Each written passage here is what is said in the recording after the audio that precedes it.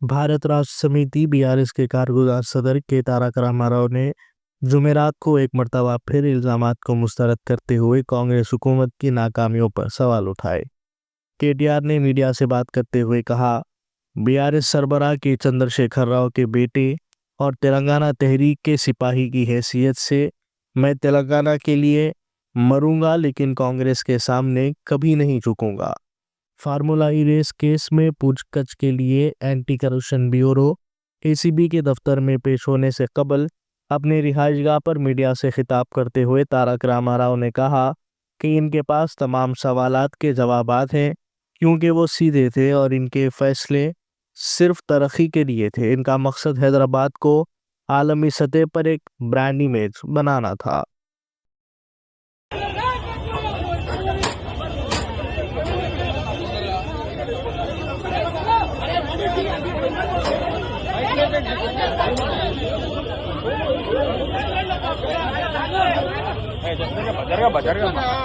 ప్రస్తుతం ఏసీబీ ప్రధాన కార్యాలయానికి కేటీఆర్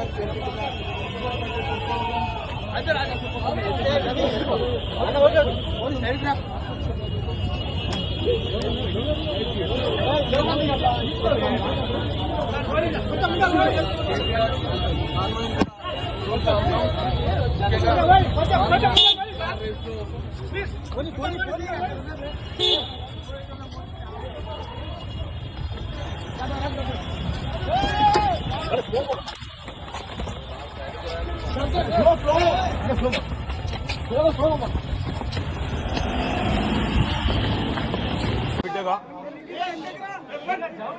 భయ్యా ఒక సౌండ్ తగ్గితే ఒక తెలంగాణ బిడ్డగా తెలంగాణ రాష్ట్రం కోసం పోరాటం చేసిన ఒక కార్యకర్తగా కేసీఆర్ గారి సైనికుడిగా స్వచ్ఛమైన మనస్సుతో నిర్మలమైన హృదయంతో స్పష్టంగా నేను గతంలో చెప్పింది మళ్ళీ చెప్తా ఉన్నా, తెలంగాణ ప్రతిష్ట పెంచడానికి, హైదరాబాద్ బ్రాండ్ ఇమేజ్ని అంతర్జాతీయం చేయడానికి, హైదరాబాద్ని ప్రపంచ పటంలో నిలపడానికి ఆనాడు రాష్ట్ర మంత్రిగా ఎన్నో ప్రయత్నాలు చేశాం. ఆ ప్రయత్నాలు చాలా మేరకు ఫలించి హైదరాబాద్, తెలంగాణ భారతదేశంలోనే ఒక ప్రధానమైన నగరంగా ప్రపంచ దృష్టిని ఆకర్షించే స్థాయికి తీసుకొచ్చే విధంగా పనిచేశాం. మేము 9.5-10 ఏళ్ల కాలంలో మా ప్రభుత్వం ఉన్నప్పుడు మా బావమరుదులకు 1137 కోట్ల కాంట్రాక్ట్లు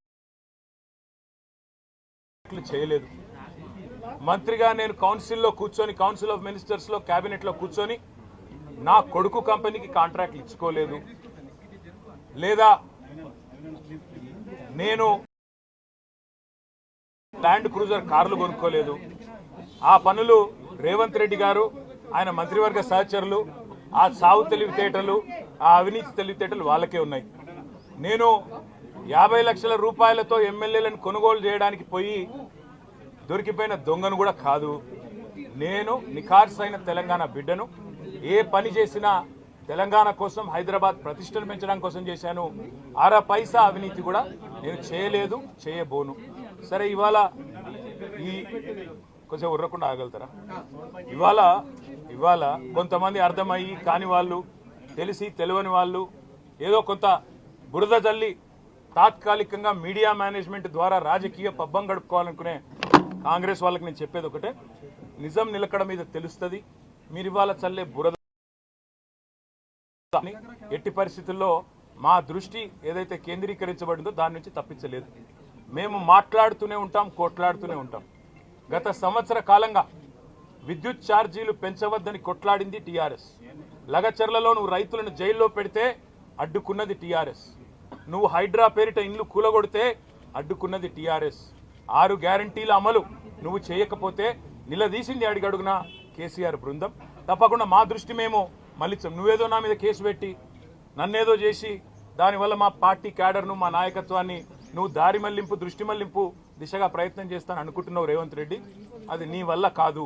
ముమ్మాటికి నువ్విచ్చిన 420 హామీలు ప్రశ్నిస్తూనే ఉంటాం. నువ్వు ఎన్ని కేసులు పెట్టినా, ఇది కాదు ఇంకో 100 పెట్టుకో, ఇంకో 1000 పెట్టుకో, ఎదుర్కొంటాం. న్యాయస్థానాల మీద ఈ దేశంలోని చట్టాల మీద భారత రాజ్యాంగం మీద మాకు సంపూర్ణమైన గౌరవం సంపూర్ణమైన విశ్వాసం ఉంది. నువ్వు ఏ ప్రశ్నలన్నా అడుగు, సమాధానం మా కాడ ఉంది. ఎందుకంటే మేము నిజాయితీగా ఉన్నాం. నీలాగా లుచ్చా పనులు చేయలేదు, నీలాగా తుచ్చపు పనులు చేయలేదు, చేయబోము. నికార్సైన తెలంగాణ బిడ్డగా కేసీఆర్ గారి రక్తం పంచుకొని పుట్టిన కేసీఆర్ కొడుకుగా చెప్తా ఉన్నా, తెలంగాణ కోసం అవసరమైతే చస్తాను తప్ప ఎట్టి పరిస్థితుల్లో ఇట్లాంటి లుచ్చగాళ్ళ ముందు మాత్రం తల వంచను. తప్పకుండా కొట్లాడుతూనే ఉంటా, పోరాడుతూనే ఉంటా. తెలంగాణ జయించేదాకా, ఈ కాంగ్రెస్ కబంధ హస్తాల్లోంచి తెలంగాణ బయటకు వచ్చేదాకా కొట్లాడుతూనే ఉంటాను, ప్రతిజ్ఞ చేస్తా ఉన్నా. థాంక్యూ.